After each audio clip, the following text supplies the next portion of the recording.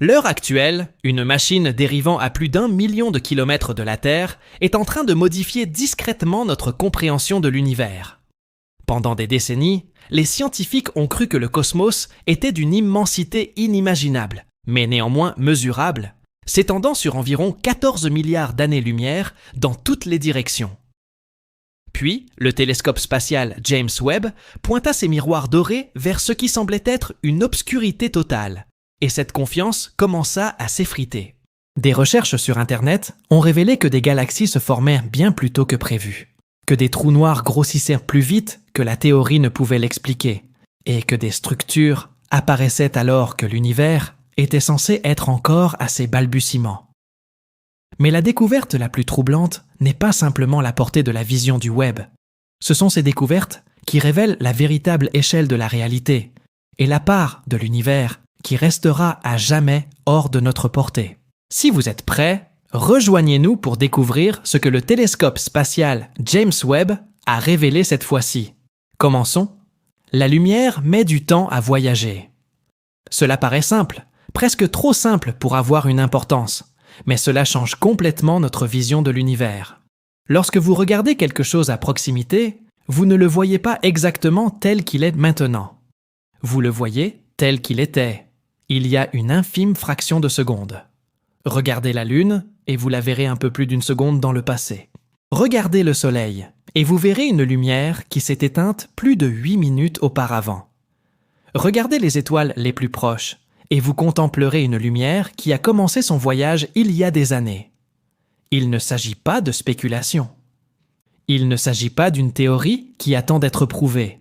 C'est l'un des faits les plus fondamentaux de l'astronomie. Chaque photon traversant l'espace porte en lui l'image du moment où il a commencé. La lumière n'arrive pas instantanément. Il voyage. Et parce qu'elle voyage, chaque fois que nous regardons dans l'espace, nous regardons aussi dans le temps.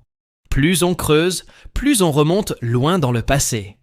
C'est ce qui rend le télescope spatial, James Webb, si puissant. Il ne s'agit pas seulement de regarder plus loin que les anciens télescopes. Elle remonte plus loin dans le passé que tout ce que l'humanité a jamais construit. Webb se situe à plus d'1 million de kilomètres de la Terre, loin dans l'obscurité, où elle reste froide et protégée de la chaleur et de l'éclat de notre planète.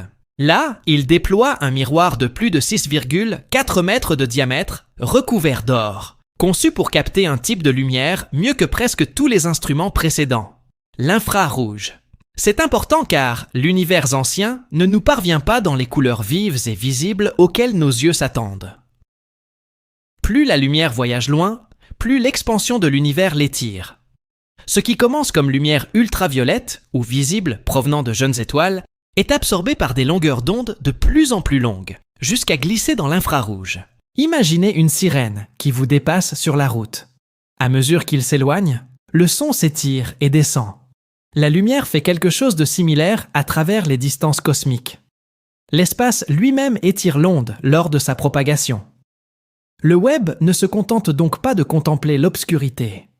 C'est contempler une obscurité emplie d'une lumière que nos yeux ne peuvent jamais voir.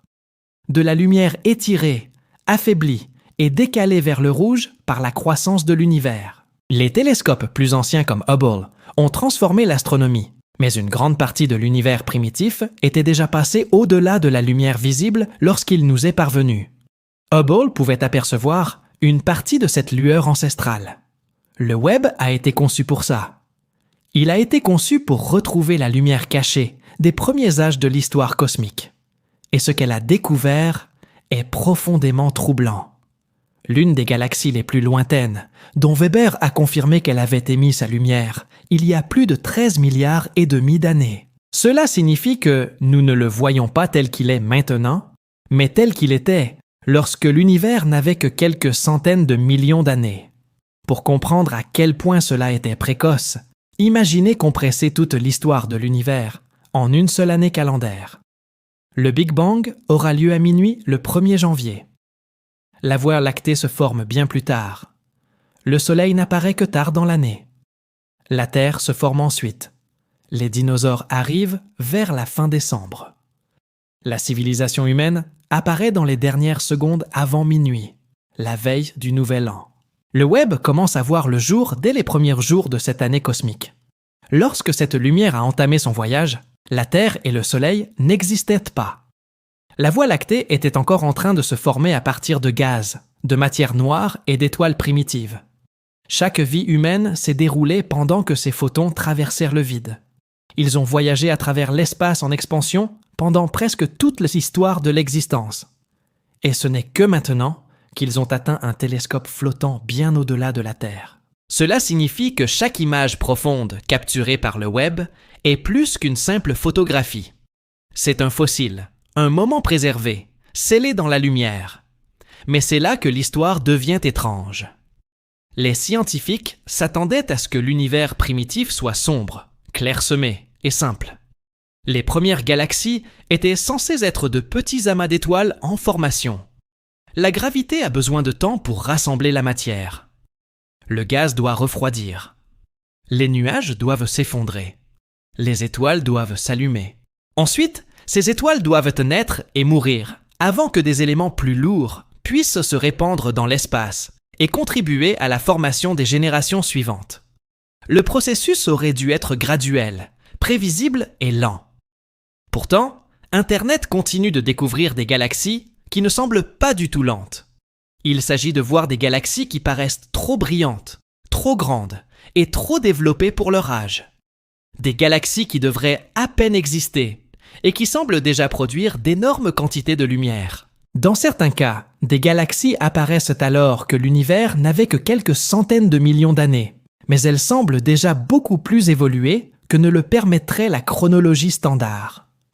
C'est comme ouvrir le premier chapitre d'un livre et découvrir des villes entières déjà présentes sur la page. C'est ce qui rend ces découvertes si troublantes. Il ne s'agit pas d'un objet flou qui pourrait disparaître ultérieurement lors d'un examen plus approfondi. Il ne s'agit pas d'un simple signal anormal que l'on puisse écarter comme une erreur. Ce schéma se répète sans cesse. Le Webb explore l'univers primitif et découvre des preuves que les étoiles et les galaxies se sont formées plus rapidement que prévu. Il se pourrait que le jeune cosmos soit devenu lumineux bien plus tôt que nous ne l'avions prédit. Que le premier acte de l'histoire cosmique fut plus dense, plus violent et plus productif que ce que nos modèles avaient prévu. Les astronomes ne confirment pas cela uniquement par des images. Ils utilisent des spectrographes, des instruments qui décomposent la lumière en ses longueurs d'onde composantes, comme un prisme qui décompose la lumière du Soleil en un arc-en-ciel. Cachés au sein de ce spectre se trouvent des structures qui révèlent la distance, la composition, le mouvement et l'âge. Certains éléments laissent des empreintes lumineuses spécifiques. Lorsque ces empreintes digitales apparaissent décalées loin dans le rouge et l'infrarouge, les scientifiques savent qu'ils observent un objet provenant d'un passé lointain. C'est ainsi que le Webb transforme de faibles taches rouges en galaxies confirmées dès l'aube cosmique. Et plus on mesure ces spectres, plus cette même tension apparaît. L'univers primitif était censé être jeune et inachevé. Mais le Webb continue de trouver des signes, indiquant qu'il était déjà en train de construire sa structure. Cela ne signifie pas que tout ce que nous pensions savoir était faux. Cela ne signifie pas que le Big Bang est en danger. Cela signifie que l'histoire pourrait être plus intense que prévu. Les premières étoiles se sont peut-être formées plus rapidement. Le gaz s'est peut-être effondré plus efficacement. Les trous noirs ont peut-être formé plus tôt. Les premières galaxies ne sont peut-être pas apparues comme de faibles petites étincelles dans un univers presque vide, mais comme des systèmes étonnamment brillants, surgissant des ténèbres à une vitesse fulgurante.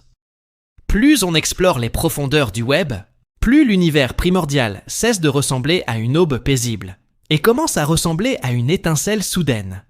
Et ce n'est que le premier choc. Car une fois que l'on comprend que le Webb regarde vers le passé, une autre réalisation s'ensuit. Les galaxies que nous observons ne sont pas à l'endroit où elles se trouvaient lorsque leur lumière a commencé à se manifester. Leurs photons ont peut-être voyagé pendant plus de 13 milliards d'années. Mais l'univers était en expansion durant tout ce voyage. L'espace lui-même continuait de s'étendre. La route continuait de s'élargir, tandis que le feu la traversait.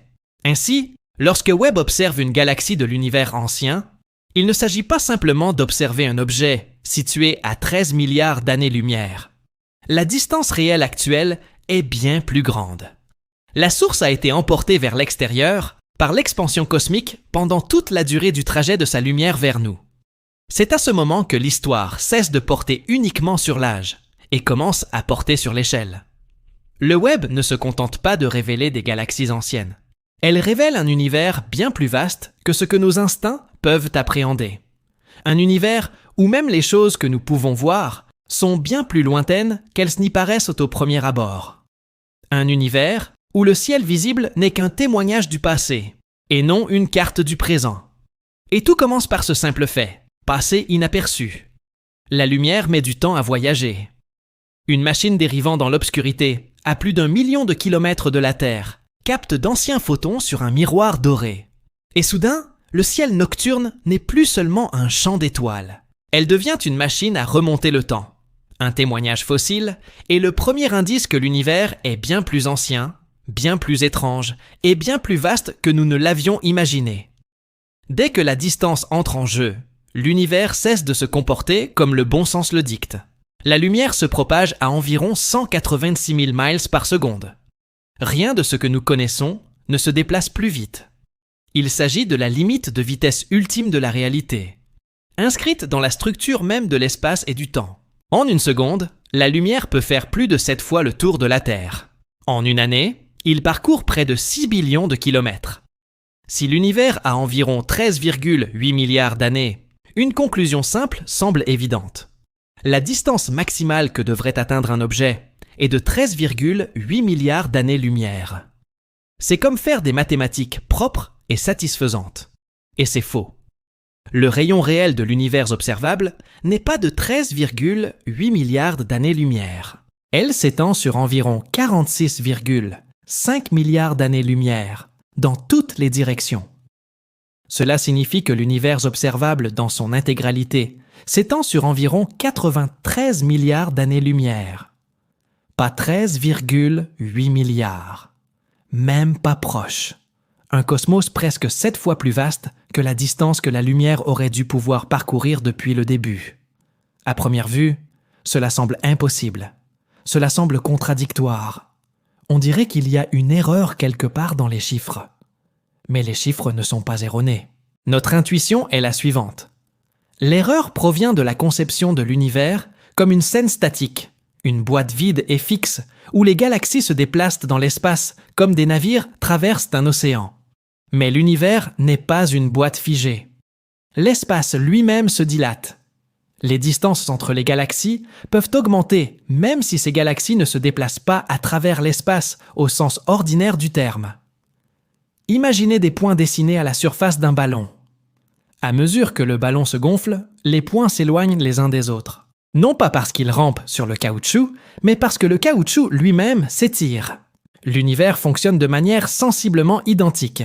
Les galaxies sont séparées par l'expansion même de l'espace.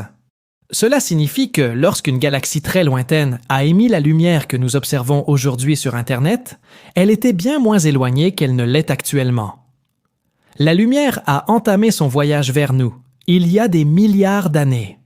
Mais pendant son voyage, l'univers a continué de s'étendre.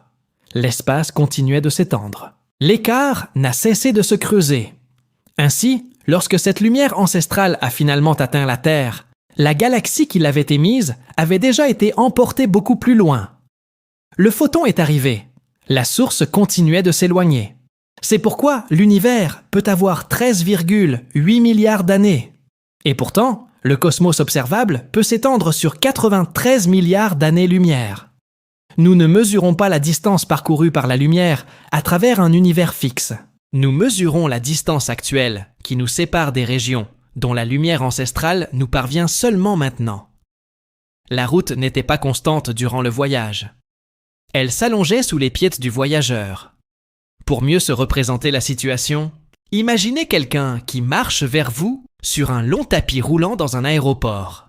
Ils avancent pas à pas, mais le passage sous leurs pieds recule en même temps. S'ils marchent assez vite, ils vous atteindront quand même. Mais le chemin qu'ils ont parcouru n'était pas immobile. Imaginez maintenant que l'allée s'allonge pendant qu'ils marchent. Cela correspond davantage à ce que subit la lumière dans un univers en expansion.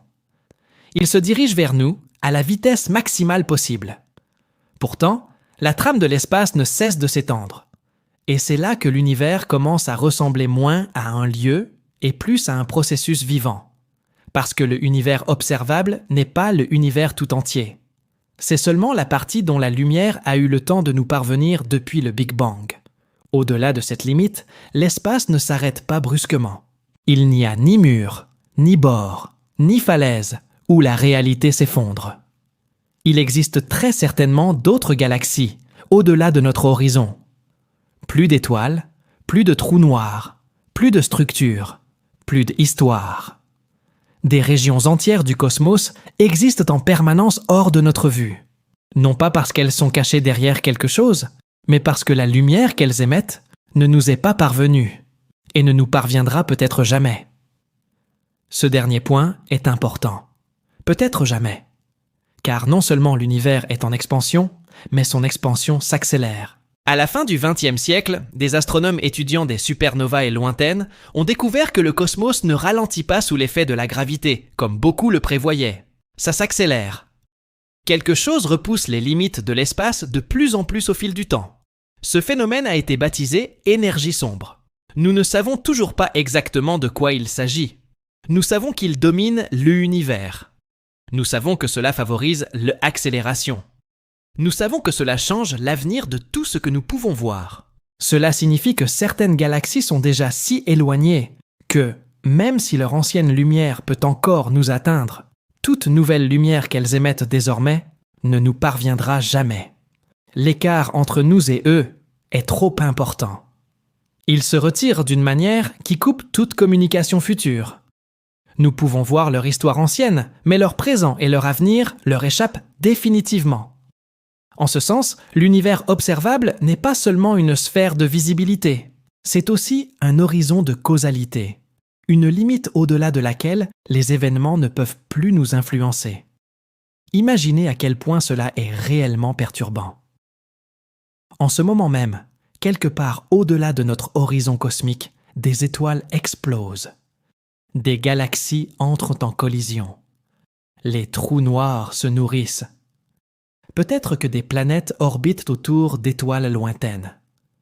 Peut-être des civilisations entières existent-elles dans des régions à jamais coupées de nous par l'expansion de l'espace. Ces événements sont réels, si l'univers s'étend au-delà de ce que nous pouvons observer. Et tout porte à croire que c'est le cas.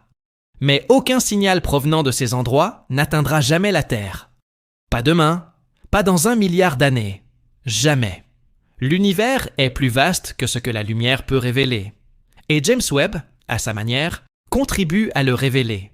Car chaque fois que le Webb découvre une galaxie du passé lointain, il nous rappelle que ce que nous voyons n'est pas l'univers tel qu'il est aujourd'hui. C'est l'univers tel qu'il était lorsque cette lumière a commencé. Plus on remonte loin dans le temps sur le Webb, plus cette différence devient frappante. Une galaxie dont la lumière a commencé à voyager il y a plus de 13 milliards d'années pourrait aujourd'hui se trouver à plus de 30 ou 40 milliards d'années-lumière en distance actuelle. Le Webb nous révèle d'anciens signaux provenant de lieux qui ont déjà été transportés bien au-delà de l'image simpliste que la plupart des gens se font. C'est ce qui rend l'expression « limite de l'univers observable » si trompeuse. Cela ressemble à une frontière de la matière, mais il s'agit en réalité d'une frontière de l'information. Elle marque la limite de ce que la lumière a eu le temps de nous révéler. Au-delà, l'univers pourrait s'étendre sur des distances inimaginables. Certains modèles suggèrent qu'elle pourrait être beaucoup plus grande que la région observable. Certains suggèrent qu'il pourrait même être infini. Nous ne le savons pas avec certitude, mais nous savons que la sphère observable ne représente pas l'intégralité de la réalité. Seule la partie éclairée nous est accessible. Et même cette partie éclairée est en constante évolution. Avec le temps, la lumière provenant de régions légèrement plus éloignées a le temps d'arriver. Donc, d'une certaine manière, l'univers observable s'étend. Mais comme l'expansion s'accélère, de plus en plus de galaxies lointaines deviennent également hors de portée pratique. Leur lumière devient plus rouge, plus faible, plus étirée, plus diluée. Sur des périodes de temps immenses, les galaxies situées en dehors de notre voisinage gravitationnel local disparaîtront une à une, jusqu'à ce que les futurs observateurs puissent voir un ciel beaucoup plus vide que celui que nous voyons aujourd'hui. Ils vivent peut-être dans un univers où les traces du cosmos ont disparu au-delà de l'horizon. Nous avons la chance de vivre dans une époque rare, une époque où l'univers est encore lisible. Nous pouvons encore voir très loin dans le passé, ou détecter la rémanence du Big Bang. Nous pouvons encore cartographier les galaxies à travers d'énormes volumes d'espace. Nous pouvons mesurer l'expansion et déduire la structure plus large au-delà de ce qui est directement visible. Ce n'est pas toujours vrai. Le cosmos n'est pas seulement vaste, il est aussi éphémère dans ce qu'il révèle. Et cela rend les découvertes de Webb encore plus profondes. Ce télescope ne se contente pas de nous montrer des galaxies lointaines. Cela nous montre à quel point toute vision de l'univers est en réalité limitée. Nous ne nous tenons pas à l'extérieur du cosmos et ne le regardons pas d'en haut. Nous nous trouvons à l'intérieur d'une petite région qui ne reçoit que la lumière ayant survécu au voyage jusqu'ici. Notre perception de la réalité est entièrement construite à partir de messages différés traversant un espace en expansion. Ce qui apparaît comme un ciel complet n'est en réalité que la fraction de l'existence dont les photons ont eu suffisamment de temps pour arriver. Ainsi, lorsque nous disons que l'univers observable mesure 93 milliards d'années-lumière de diamètre, nous ne décrivons pas la taille totale de l'ensemble. Nous décrivons la taille de la fenêtre cosmique qui s'offre à nous. Une sphère immense, certes, presque inconcevablement immense, mais qui n'en reste pas moins une simple fenêtre. Encore une portion de la réalité que la lumière a réussi à rendre accessible. Et une fois que l'on a intégré cela, l'univers commence à paraître différent. Ni plus petit, ni plus simple, mais plus distant, plus dynamique, et bien plus étrange que ne le laissait jamais entendre l'ancienne image. Le Webb n'a pas seulement cherché plus profondément. Elle contemplait une région du ciel qui semblait autrefois presque vide. Et ce qu'elle y a découvert a de nouveau changé l'ampleur de l'histoire. Les astronomes ont pointé le télescope vers une zone d'obscurité et ont collecté la lumière pendant des centaines d'heures, combinant des milliers d'expositions pour créer l'une des cartes de l'univers les plus détaillées jamais réalisées. Ce qui est revenu n'était pas le vide. C'était une question de structure démographique. Une abondance cachée si grande qu'elle rendait les anciennes conceptions du cosmos presque clairsemées. Lorsque Hubble a scruté l'espace profond, il a révélé environ 10 000 galaxies dans son célèbre champ ultra profond. Cette image est devenue l'une des grandes icônes de l'astronomie, un rappel que même un minuscule point dans le ciel pouvait contenir un nombre étonnant de galaxies. Cela a changé la façon dont l'humanité se représentait l'univers. Mais Webb a observé une obscurité similaire avec des yeux infrarouges et a constaté que l'image était encore plus dense. Dans le domaine du Cosmos Webb, les astronomes ont catalogué près de 800 000 galaxies. Ni les étoiles de notre propre galaxie, ni les points lumineux de l'espace proche. Galaxies, vaste système d'étoiles, de gaz, de poussière et de matière noire. Chacune est son propre univers insulaire. Ce chiffre est difficile à appréhender car l'esprit humain est fait pour les forêts, les routes, les villes et les côtes, et non pour les populations cosmiques. 800 000 galaxies recensées en une seule étude signifient que l'obscurité entre les objets familiers n'a jamais été véritablement vide. Il était rempli de choses que nous ne pouvions pas encore voir. Des populations entières de galaxies se cachaient dans ces longueurs d'onde. Les télescopes plus anciens ne pouvaient capter que partiellement les données. En lumière visible, certains de ces systèmes étaient trop faibles, trop poussiéreux, ou trop décalés vers le rouge pour se détacher clairement. En infrarouge, Webb les tira hors de l'obscurité. C'est ce qui rend cette découverte si troublante. Le télescope n'a pas simplement amélioré la netteté de l'image ancienne. Cela l'a transformée. Elle a transformé un vide apparent en surpopulation. Cela a montré que là où nous pensions que l'univers s'amenuisait, il se trouvait souvent simplement hors de notre champ de vision. Des galaxies poussiéreuses, qui paraissaient sombres en lumière visible, sont soudainement devenues évidentes. Des galaxies anciennes, étirées par l'expansion, ont émergé de ce qui ressemblait à des vides noirs. Des régions qui semblaient autrefois plongées dans le silence se sont mises à parler. Et une fois ces galaxies apparues, un autre schéma se dessina. Ils n'étaient pas dispersés au hasard. Ils avaient été arrangés. C'est l'une des vérités les plus profondes de la cosmologie et l'une des plus faciles à manquer lorsqu'on regarde de belles images. L'univers n'est pas un brouillard uniforme de galaxies réparties de façon homogène dans l'espace. À très grande échelle, la matière s'organise en un immense réseau appelé la toile cosmique. Les galaxies s'accumulent le long de filaments. Elles se regroupent aux intersections et, entre ces fils, s'étendent de vastes vides, des régions où la matière est relativement rare. Cela ressemble moins à des étoiles projetées sur une toile noire qu'à des villes reliées par des autoroutes traversant un continent obscur. Les enquêtes approfondies menées par le web contribuent à clarifier cette architecture. Grâce au grand nombre de galaxies cartographiées à des distances aussi importantes, les astronomes peuvent commencer à retracer les lieux où la matière s'est accumulée au cours du temps cosmique. Ils peuvent observer où les jeunes galaxies se regroupent, où des structures plus importantes commencent à émerger, et où la matière noire pourrait déjà façonner l'univers visible en coulisses. L'image n'est pas seulement belle, c'est un problème structurel. C'est le plan de croissance écrit dans la lumière ancestrale. La matière noire constitue la structure cachée de cette histoire. Il ne brille pas. Elle n'absorbe ni ne réfléchit la lumière comme le fait la matière ordinaire. Nous ne le voyons pas directement. Nous le déduisons de la gravité, de la rotation des galaxies, de la déviation de la lumière, de la cohésion des amas et de la façon dont l'univers se structure à grande échelle. Selon le modèle classique, la matière noire agit comme un échafaudage. La matière ordinaire s'intègre à cette structure invisible et les galaxies se forment là où la densité est suffisante pour rassembler les gaz et enflammer les étoiles. Ce que montre le web, c'est que ce processus s'est peut-être organisé plus tôt et plus efficacement que prévu. Au cœur du jeune univers, les galaxies apparaissent déjà en groupe, s'assemblent déjà en grand nombre, construisent déjà des structures qui deviendront par la suite la toile cosmique mature que nous observons aujourd'hui. Cela ne signifie pas que le web était entièrement achevé à cette époque reculée, mais cela signifie que son architecture a peut-être émergé des ténèbres plus rapidement que ne le prévoyaient de nombreux modèles. C'est là que les découvertes deviennent plus qu'une simple question de comptage d'objets. Le problème ne se limite pas au nombre de galaxies.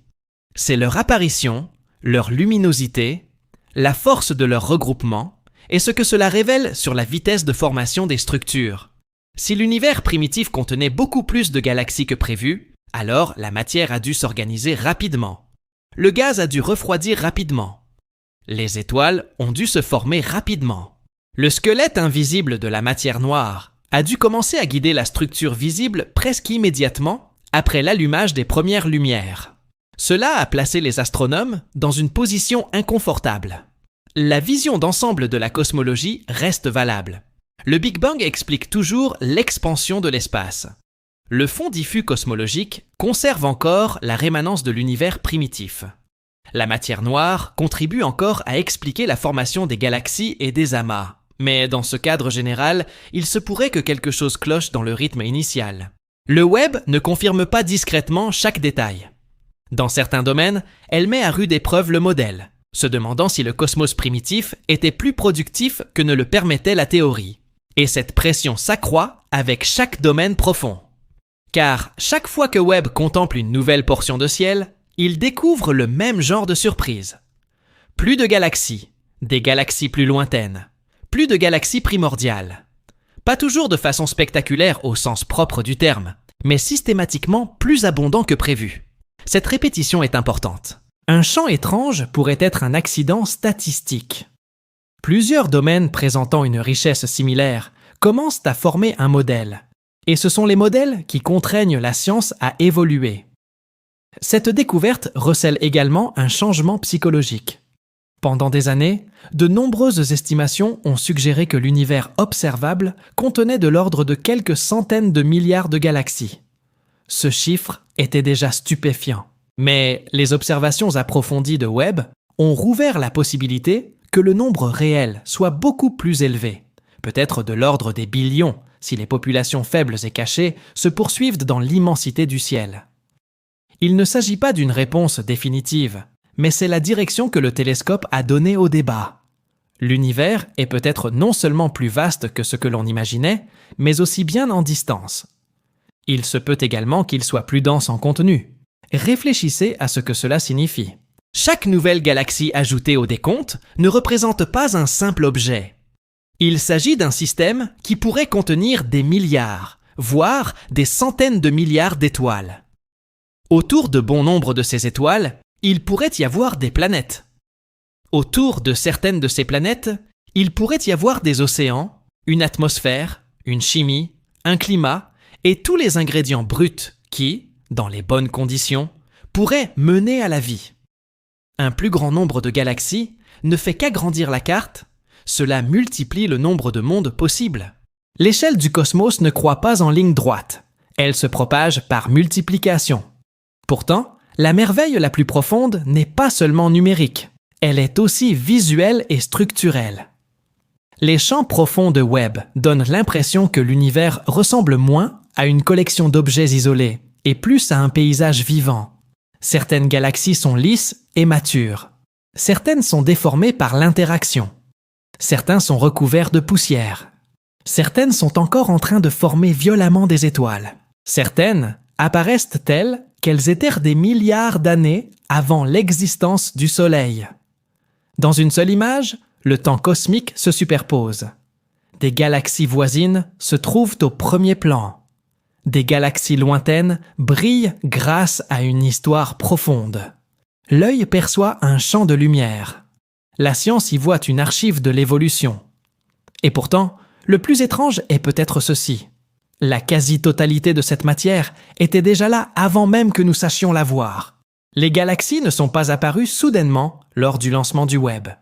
Ils étaient toujours là, leur lumière traversant l'univers, leur structure se formant en silence, leurs populations emplissant les ténèbres au-delà de nos anciennes limites. Ce qui a changé, ce n'est pas l'univers. Ce qui a changé, c'est notre portée. Le Webb a élargi la partie de la réalité que nous pouvons observer de manière significative. Cela nous a donné accès à une perception cachée du cosmos. Et ce faisant, l'univers paraissait moins vide, moins simple, et bien plus vaste en substance qu'auparavant. C'est pourquoi les champs profonds sont si importants.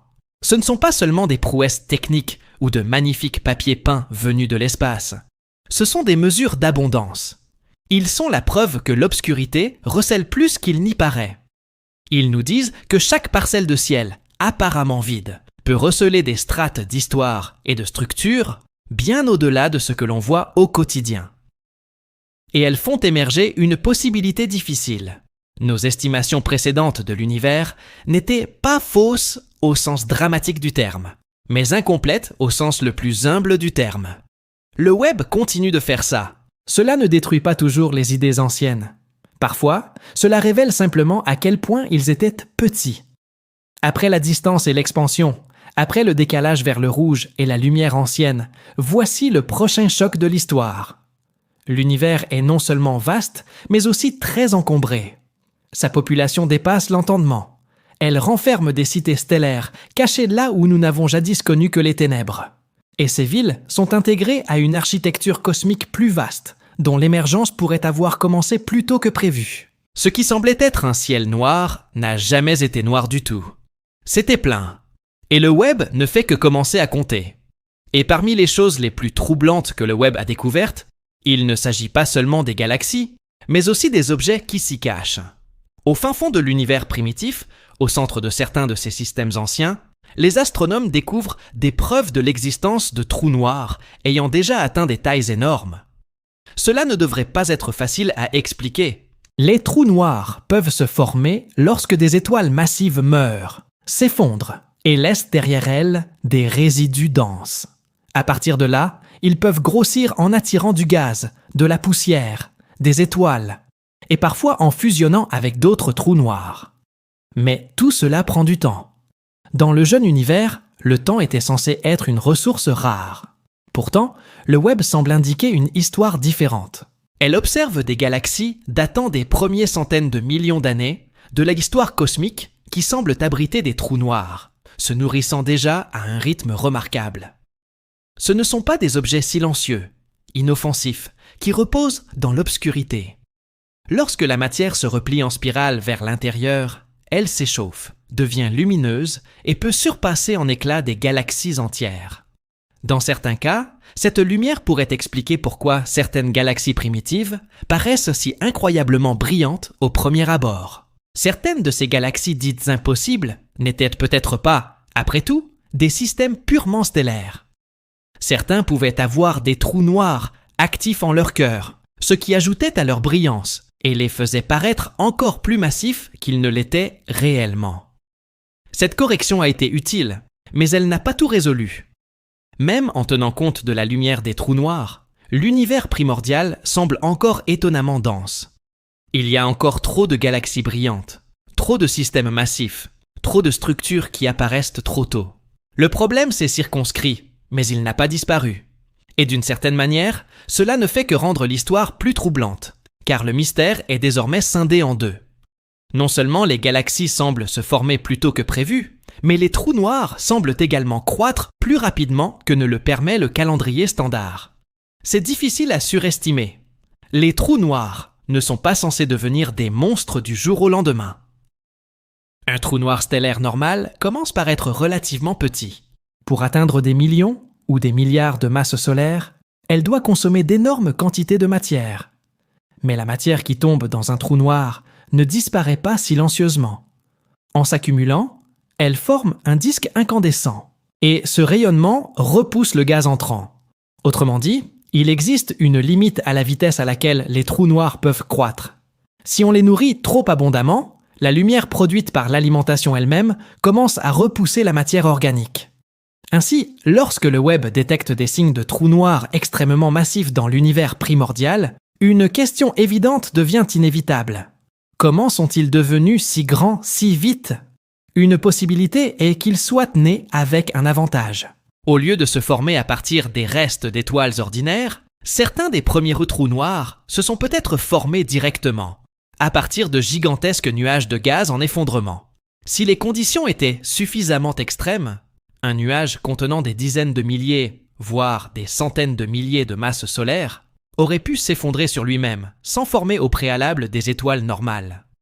Cela créerait dès le départ un trou noir beaucoup plus important au niveau des semences, ce qui atténuerait les problèmes de croissance ultérieure. Une autre possibilité est que l'univers primitif était suffisamment dense pour permettre une fusion rapide. Il est possible que de petits trous noirs soient entrés en collision et se soient combinés à maintes reprises dans les premières galaxies denses, accumulant de la masse beaucoup plus rapidement que ne le permettrait une alimentation progressive à elle seule. Le jeune cosmos était plus petit, plus dense et plus chaotique. Les galaxies étaient plus proches les unes des autres. L'essence était abondante.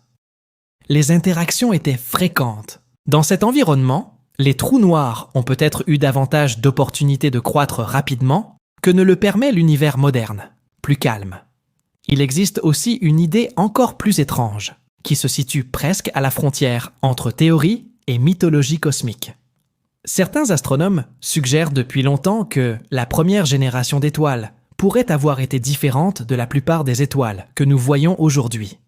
Dans l'univers primitif, avant que l'espace ne soit enrichi en éléments plus lourds, les gaz se comportaient différemment. Sans ces éléments plus lourds pour contribuer à son refroidissement, l'effondrement des nuages aurait pu donner naissance à des étoiles bien plus massives que les étoiles actuelles. Non pas des étoiles 10 fois plus massives que le Soleil, ni même 100 fois, mais peut-être des centaines, voire des milliers de fois plus massives. Ces géants primordiaux auraient vécu intensément, brûlé férocement et péri rapidement, s'effondrant potentiellement en trous noirs d'une taille inhabituelle. Si un tel événement s'était produit, l'univers primitif aurait pu produire presque immédiatement des germes de trous noirs surdimensionnés. Au lieu d'attendre de nombreuses générations de évolution stellaire ordinaire, le cosmos aurait pu directement construire des fondations solides pour le réseau de monstres que laisse entrevoir aujourd'hui. Cela signifierait que les premiers chapitres de l'histoire cosmique ne se sont pas écrits par petits pas prudents.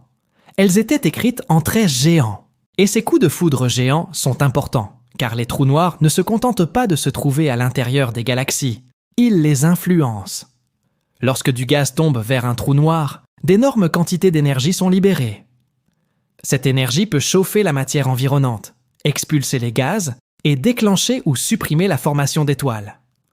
Un trou noir peut devenir un régulateur du futur de sa galaxie.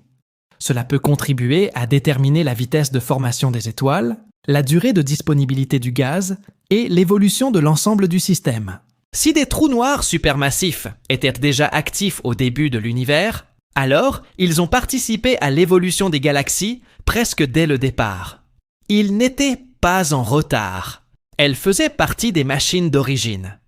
Cela change complètement la perception du cosmos primordial. Au lieu d'un univers simple se rassemblant lentement, Webb suggère un univers primitif déjà rempli de boucles de rétroaction, de violentes libérations d'énergie et de puissants moteurs internes.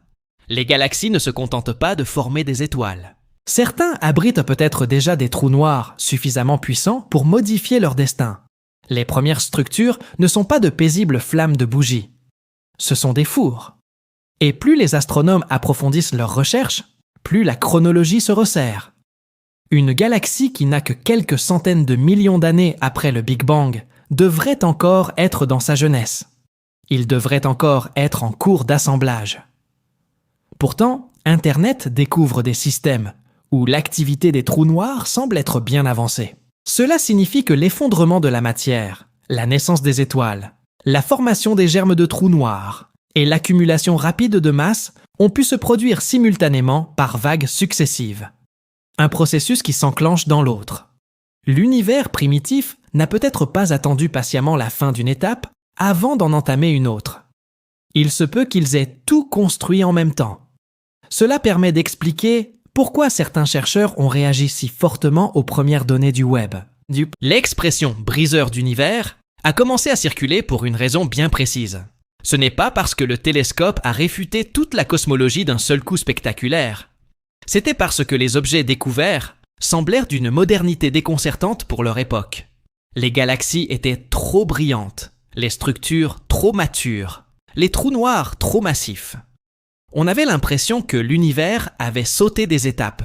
Des analyses ultérieures ont atténué certaines des affirmations les plus catégoriques. Certains de ces objets primitifs ont pu paraître plus extrêmes parce que des trous noirs actifs ajoutaient de la lumière aux galaxies, les faisant paraître plus grandes qu'elles ne l'étaient réellement.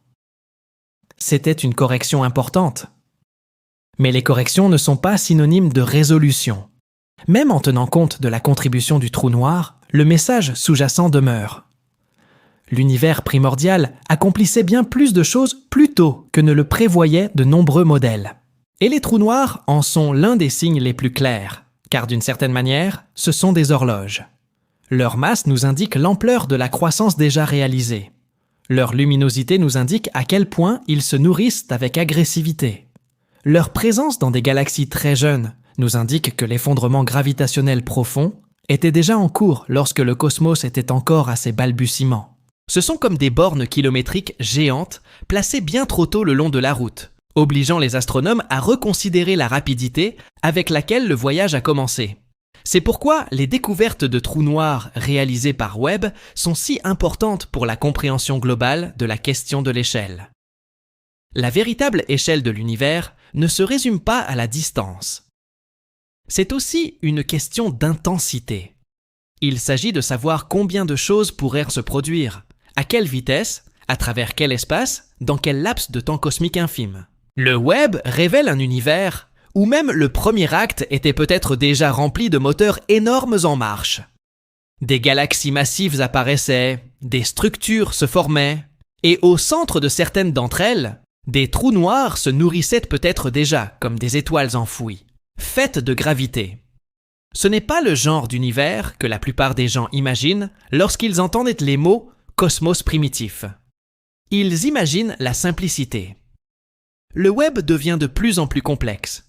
Ils imaginent les premières galaxies comme faiblement formées et encore incertaines. Le web découvre des systèmes qui pourraient déjà contenir certains des objets les plus extrêmes qui existent. Et cela donne à ce jeune univers l'apparence moins d'une aube paisible que d'une tempête déjà en cours. Une tempête de gaz qui s'effondre, d'étoiles en combustion, de structures en fusion, et de trous noirs qui remontent plus vite que la normale. L'image devient de plus en plus difficile à simplifier, plus difficile à intégrer aux chronologies antérieures, et beaucoup plus difficile à oublier une fois qu'on en a compris les implications. Car si les galaxies et les trous noirs se développaient déjà de manière aussi agressive dès le début, alors l'univers ne devenait pas simplement visible plus tôt que prévu. Elle devenait puissante plus tôt que prévu. Et plus on creuse le web, plus il apparaît que le premier âge du cosmos n'était pas une salle d'attente vide avant que la véritable histoire ne commence. C'était déjà la véritable histoire. Et puis il y a la structure même de l'univers, qui est de peut-être l'aspect le plus bouleversant de cette histoire. Parce que les galaxies ne sont pas disséminées dans l'espace, comme des étincelles aléatoires dans l'obscurité. Ils se regroupent en motifs. Elles s'alignent le long de vastes filaments de matière, se rassemblent à d'immenses intersections, et laissent entre elles d'immenses régions vides. À très grande échelle, l'univers ressemble moins à de la poussière éparpillée qu'à une toile d'araignée. Une architecture colossale, s'étendant sur des distances inimaginables. Chaque galaxie majeure, chaque amas, chaque superamas appartient à ce dessin plus vaste. Cette structure est appelée la toile cosmique, et elle constitue l'un des signes les plus clairs que l'univers n'est pas chaotique au sens strict. La gravité a passé des milliards d'années à étirer la matière en fils et en nœuds, façonnant le cosmos comme les rivières creusent des vallées dans un paysage. La matière se déplace vers les régions plus denses. De petites différences dans l'univers primitif s'amplifient avec le temps. Les endroits légèrement encombrés attirent davantage de matière, ce qui les rend encore plus denses. Et par conséquent, ils attirent encore plus de matière. Sur des périodes de temps immenses, ce processus construit des filaments longs de centaines de millions d'années-lumière, reliant des amas de galaxies comme des routes entre des villes lumineuses. Ce qui rend la chose si étrange, c'est que la majeure partie de la structure est construite sur quelque chose que nous ne pouvons pas voir. La matière noire constitue la structure sous-jacente à l'univers visible. Il ne brille pas. Il ne réfléchit pas la lumière. Elle ne brille dans aucun télescope. Pourtant, sa gravité façonne tout. Les galaxies se forment, là où la matière noire s'accumule. Des amas apparaissent là où les concentrations de matière noire augmentent. Les grands filaments de la toile cosmique dessinent le squelette invisible d'un univers dominé par une masse invisible. La matière ordinaire, les atomes qui constituent les étoiles, les planètes, les océans et les êtres humains, n'est que de la poussière lumineuse, se déposant dans une structure cachée bien plus vaste. Et le web contribue à révéler à quel point ce cadre a pu devenir actif tôt. Dans le jeune univers, on observe déjà des galaxies regroupées en structures qui semblent trop organisées, trop concentrées, trop évoluées pour leur âge. Au lieu d'une simple dispersion de galaxies naissantes, le télescope découvre des preuves de communautés, de chaînes et de régions denses qui apparaissent étonnamment tôt. C'est comme si la première architecture de l'univers s'était dressée plus vite que prévu. Les faisceaux et les couloirs de la toile cosmique apparaissant alors que l'univers aurait encore dû en poser les fondations. Certaines de ces structures sont si imposantes qu'elles en deviennent presque absurdes. Les astronomes ont découvert des chaînes géantes et des groupements denses de galaxies s'étendant sur des millions d'années-lumière, alors que l'univers était encore relativement jeune. Il ne s'agit pas de superamas pleinement matures, au sens moderne du terme, mais ils sont clairement plus que de simples systèmes isolés. Ce sont les premiers voisinages du cosmos, des régions où les galaxies interagissent déjà, s'assemblent et fusionnent sous l'effet de la gravité. Lorsqu'on dézoome suffisamment, l'univers cesse de ressembler à des objets séparés dans l'espace vide et commence à ressembler à un réseau de la taille d'un continent encore en construction. C'est ce qui rend la toile cosmique si puissante en tant qu'image. Elle donne forme à l'échelle. Une seule galaxie est déjà difficile à appréhender. Un amas de 1000 galaxies est bien plus difficile. Mais le web relie tout cela en quelque chose d'encore plus vaste. Il est dit que l'univers n'est pas simplement rempli de galaxies. Elle est organisée selon une structure qui englobe le cosmos observable lui-même. Les galaxies, les lumières. Le web, c'est la ville. Et pourtant, les vides entre les filaments sont tout aussi importants que les filaments eux-mêmes. Ces cavités comptent parmi les plus grandes structures existantes. Des régions immenses où il y a très peu de galaxies. Elles peuvent s'étendre sur des centaines de millions d'années-lumière. De vastes déserts cosmiques où la matière est rare et où le ciel serait incomparablement plus sombre que celui de la Terre. Si les filaments sont les chaînes de montagnes et les côtes de l'univers, alors les vides sont ces océans vides et ces déserts intérieurs, des endroits où la structure n'a pas réussi à se former et où la gravité a lentement drainé la matière vers les frontières plus riches. Ce contraste contribue à rendre l'univers à grande échelle si étrange. La matière n'a pas été répartie uniformément. Elle a concentré presque tout en de fins filaments haineux, laissant derrière elle d'énormes volumes de quasi-vide. À l'échelle cosmique, l'univers est un paysage d'extrêmes. Des régions d'une richesse extraordinaire côtoient des régions d'une incroyable vacuité.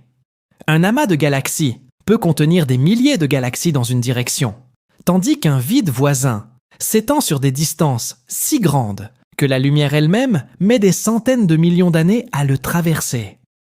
Et c'est là que l'histoire devient encore plus troublante, car la toile cosmique n'est pas simplement une carte de l'emplacement de la matière. C'est aussi un témoignage de l'évolution de l'univers.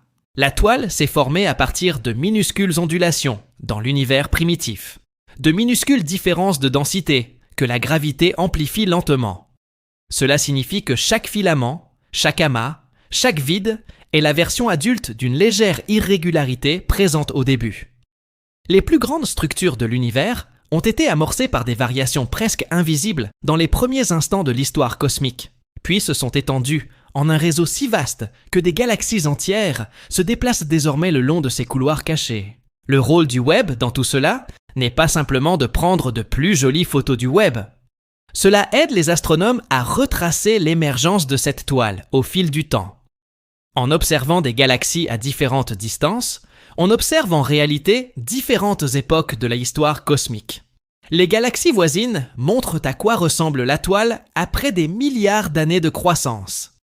Les galaxies plus lointaines montrent des stades antérieurs, où les filaments étaient plus jeunes, les groupes moins stables, les structures encore en cours d'assemblage. C'est comme regarder une ville, non seulement à l'époque actuelle, mais aussi à travers de vieilles photographies, prises à différentes étapes de sa construction. Les routes apparaissent avant même que les quartiers ne soient achevés. Les quartiers émergent avant que les tours ne dominent l'horizon. Le web contribue à construire cette vision en accéléré de l'univers. Et plus le temps s'écoule profondément, moins le cosmos primitif paraît vide. On s'attendait généralement à ce que les premières centaines de millions d'années constituent une période relativement simple, avec seulement l'émergence des premiers petits systèmes. Mais Internet continue de trouver suffisamment de galaxies, une luminosité suffisante et un regroupement suffisant pour suggérer que la formation des structures était déjà bien avancée. Pas encore achevée, mais en cours d'une manière étonnamment agressive. Il se peut que la toile cosmique ait commencé à se dessiner plus tôt que prévu, comme un plan apparaissant sur le papier, avant même que les constructeurs ne soient censés arriver. C'est important, car la structure à grande échelle est l'un des tests les plus rigoureux de la cosmologie.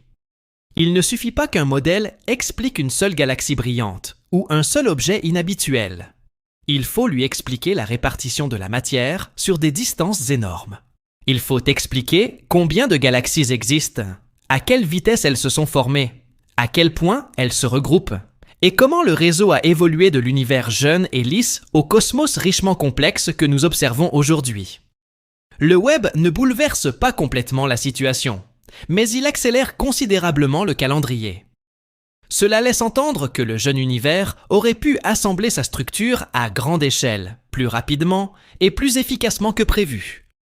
Et si cela s'avère vrai, alors les conséquences se répercutent partout. Une structure plus ancienne implique une formation stellaire plus ancienne. Une formation stellaire plus précoce implique un enrichissement plus précoce, en éléments lourds.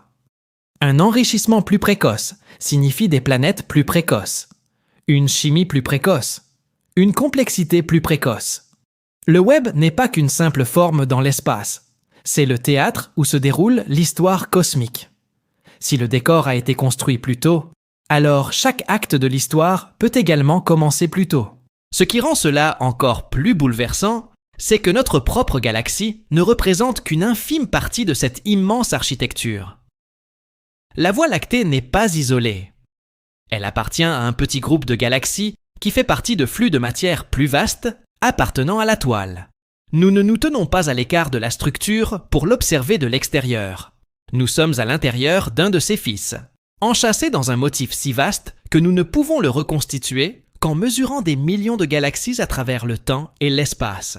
C'est comme essayer de comprendre la forme d'une forêt en se tenant sur une seule feuille. Et pourtant, même avec toute cette cartographie, le véritable réseau s'étend très certainement bien au-delà de ce que nous pouvons observer. L'univers observable contient ses propres filaments et ses propres vides. Mais si l'espace s'étend au-delà de notre horizon, alors le web pourrait bien s'étendre lui aussi. Plus d'amas, plus de filaments, plus de déserts de néant, plus d'intersections illuminées par des galaxies que nous ne verrons jamais. La toile visible n'est peut-être qu'une portion éclairée d'une structure bien plus vaste qui disparaît à jamais au-delà de l'horizon cosmique. C'est ce qui rend l'ampleur du problème presque insupportable. L'univers n'est pas simplement grand en ce sens qu'il contient de nombreux objets. Elle est vaste en ce sens que ces objets sont intégrés à une architecture qui dépasse l'entendement. Les galaxies ne sont pas aléatoires. Ils sont arrangés. Les clusters ne sont pas isolés. Ils sont liés.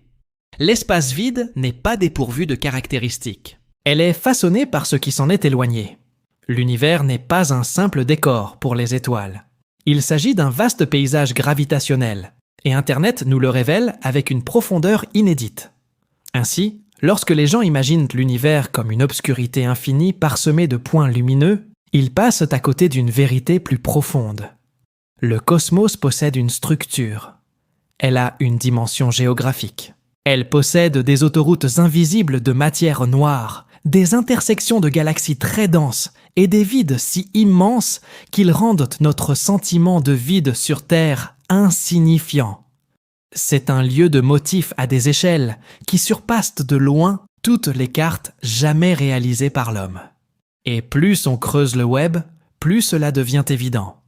L'univers n'est pas seulement plein, il est construit. Et après tout cela, après les galaxies anciennes, les trous noirs impossibles, les champs profonds surpeuplés et le gigantesque réseau de structures qui s'étend à travers le cosmos, la partie la plus troublante est peut-être ce que ce réseau nous a forcés à admettre quant à notre propre place en son sein. Depuis des siècles, chaque grande découverte en astronomie nous a éloignés un peu plus du centre de l'histoire. La Terre n'était pas le centre du système solaire. Le Soleil n'était pas le centre de la galaxie. La Voie lactée n'était pas l'univers entier. Et maintenant, même notre vision du cosmos dans son ensemble est à nouveau repoussée vers l'extérieur. Le web nous révèle un univers non seulement plus vaste que nous le pensions, mais aussi plus riche, plus ancien et plus actif que prévu. Plus on regarde au fond des choses, plus l'humanité paraît petite. Cela peut paraître sombre au premier abord. Une planète autour d'une étoile ordinaire dans une galaxie parmi des centaines de milliards, voire des billions d'autres, cela ne ressemble pas à un lieu privilégié. Nous ne sommes au centre d'aucune carte. Nous ne nous trouvons pas dans une région particulièrement délimitée de la toile cosmique, nous n'orbitons pas autour d'une étoile exceptionnelle dans une grande capitale galactique. À tous égards mesurables, il semble que nous vivions dans un coin assez ordinaire d'une galaxie très ordinaire. Elle-même dérive dans un univers si vaste que même nos plus grands nombres commencent à se sentir impuissants. Le web ne flatte pas l'importance humaine. Cela le réduit. Mais ce n'est qu'une façon de voir les choses, car il y a un autre aspect à considérer. Plus notre lieu paraît ordinaire, plus il devient extraordinaire qu'une espèce ait pu y apparaître. Regardez autour de vous et commencez à comprendre ce qui vous entoure. Sur une petite planète rocheuse, dotée d'une atmosphère ténue et éclairée par une étoile ordinaire, la matière a appris à se poser des questions sur elle-même. Elle a appris à construire des miroirs, des détecteurs, des spectrographes, des instruments cryogéniques et des machines capables de dériver à plus d'1 million de kilomètres de la Terre pour capter des photons plus anciens que la planète qui les a lancés. L'univers n'est peut-être pas centré sur nous, mais une partie de l'univers est devenue suffisamment consciente pour mesurer sa propre histoire. Ce n'est pas négligeable, c'est étonnant. Et Internet accentue ce sentiment, car il nous montre à quel point une grande partie de l'existence échappe à notre portée directe. L'univers observable s'étend déjà sur environ 93 milliards d'années-lumière. Et pourtant, ce n'est que la partie dont la lumière a eu le temps d'arriver. Au-delà de cet horizon, le cosmos se poursuit très certainement. Il se peut que d'autres galaxies existent à jamais hors de notre champ de vision. Il se peut que d'autres étoiles brûlent dans des régions d'où aucun signal ne parviendra jamais à la Terre. Il pourrait exister des structures plus grandes que tout ce que nous pouvons cartographier. Des histoires plus anciennes au sens de ce qu'elles sont devenues depuis, et des mondes dont la lumière nous est à jamais perdue, car l'expansion les emporte plus vite que l'information ne peut franchir le fossé. Même avec notre plus grand télescope, il existe une limite infranchissable à ce que l'on peut savoir d'ici. C'est ce qui rend l'univers si étrange après la découverte du web. Non seulement vaste, mais aussi partiellement inaccessible de par sa nature même. Il y a des choses qui nous sont cachées, non pas parce que nos instruments sont faibles, mais parce que la réalité elle-même est organisée de telle sorte qu'elle dissimule des régions de l'espace derrière les horizons du temps et de l'expansion. L'univers visible ne représente pas l'intégralité du spectacle. Il ne s'agit que de la partie éclairée. Et même dans cette partie éclairée, ce que nous voyons est ancien. Nous ne percevons jamais les galaxies telles qu'elles sont actuellement, au sens absolu du terme. Nous les voyons tels qu'ils étaient lorsque leur lumière s'est éteinte. L'univers nous parvient retardé, étiré et incomplet. Ainsi, l'astronomie devient plus qu'une simple observation. Il s'agit de reconstruction. Chaque image est un message envoyé il y a longtemps. Chaque spectre est une preuve. Chaque champ profond est comme une bibliothèque de pages déchirées, provenant de différentes époques d'une même histoire. Le web rassemble ces pages et nous permet de remonter plus loin dans le temps que jamais auparavant. Mais cela nous rappelle aussi que de nombreux chapitres restent encore à écrire. Certaines sont cachées sous la poussière. Certains sont cachés par la distance. Certains sont à jamais cachés derrière l'architecture en expansion de l'univers lui-même. Plus nous apprenons, plus nous percevons clairement la frontière entre ce qui peut être connu et ce qui restera à jamais hors de notre portée. Cette limite est importante, car elle change la signification de la taille. La véritable échelle de l'univers ne se mesure pas uniquement en années-lumière. Elle se mesure en futurs inaccessibles, en régions invisibles, en signaux disparus et en histoires inconnues. Elle se mesure au nombre de galaxies qui semblaient autrefois impossibles, au nombre d'étoiles cachées en leur sein et au nombre inimaginable de planètes qui peuvent orbiter autour de ces étoiles. Si même une fraction de ces mondes est propice à la vie, alors l'univers pourrait être riche en biologie, en intelligence et en civilisation. Mais la plupart d'entre elles seraient encore séparées de nous par des distances si immenses que tout contact relèverait du fantasme. Le cosmos peut être plein de vie et pourtant sembler silencieux. Le web ne résout pas ce silence, mais il lui donne plus de sens. Car le silence dans un univers aussi vaste ne signifie pas nécessairement le vide. Cela peut simplement signifier l'échelle. Cela peut signifier que l'espace est trop vaste, le temps trop lent, et l'expansion trop implacable pour que des îlots de vie distincts puissent jamais se toucher facilement. Une civilisation sur une planète lointaine peut lever les yeux et apercevoir sa propre version de la toile cosmique, ses propres champs profonds, ses propres galaxies anciennes. Elle peut en conclure, tout comme nous, que l'univers est immense par son immensité et riche en possibilités. Et pourtant, il se peut que nous ne nous connaissions jamais, non pas parce que l'un ou l'autre n'a pas existé, mais parce que la réalité nous a placés trop loin l'un de l'autre. C'est l'un des bouleversements émotionnels les plus profonds que le web puisse engendrer. Cela donne l'impression que l'univers est à la fois plus peuplé et plus solitaire. Plus de galaxies, plus d'étoiles, plus de chances de vie, plus de complexité, mais aussi plus de séparation, plus de distances inaccessibles, plus d'horizons, plus de preuves que l'existence est plus vaste que ce que peut contenir un seul point de vue. Nous faisons partie de quelque chose d'immense, mais nous n'en voyons jamais qu'une petite partie à l'échelle locale. Notre carte cosmique est réelle, mais partielle. Notre savoir est profond, mais limité. Et pourtant, il y a quelque chose de beau dans cette limitation. Un univers suffisamment petit pour tenir confortablement dans nos instincts serait moins magnifique que celui-ci. Le fait que la réalité dépasse notre intuition contribue à sa puissance. Le web a révélé un cosmos qui refuse de rester bien à l'intérieur des anciennes attentes. Ce n'est pas seulement plus grand que nous le pensions. Sa structure est plus riche, sa croissance initiale plus rapide, son comportement plus étrange et ses implications plus profondes. Le cadre continue de s'agrandir. Au moment même où on pense comprendre l'échelle, une autre étude, une autre galaxie, un autre trou noir, un autre signal ancien, apparaît et repousse à nouveau les limites. Alors, au final, qu'a vraiment révélé le web? Il ne s'agit pas simplement du fait qu'il y a plus de galaxies que nous n'en avons compté auparavant, même si c'est possible. Non pas simplement que l'univers primitif était plus brillant et plus actif que prévu, même si cela semble avoir été le cas. Il ne s'agit pas simplement du fait que les trous noirs et les structures se sont développés plus rapidement que prévu par certains modèles, même si les preuves continuent de pousser dans cette direction. Ce que le web a réellement révélé, c'est que l'univers n'est pas une image figée. Cela se déroule encore sous nos yeux. Sa véritable ampleur ne se résume pas à un simple chiffre. C'est la sensation de portes s'ouvrant les unes derrière les autres, chacune menant à une pièce plus grande. Et c'est peut-être là le plus important de tout. Nous vivons à une époque où l'univers continue de se révéler. Nous vivons un moment où une espèce sur une petite planète peut encore découvrir que les ténèbres sont plus profondes qu'il n'y paraît, que les débuts furent plus prometteurs que prévu, et que l'horizon cosmique recèle bien plus que ce que nous ne verrons jamais. Les générations futures en sauront peut-être plus que nous. Ils pourront affiner ces chiffres, corriger ces modèles et concevoir des instruments encore plus performants.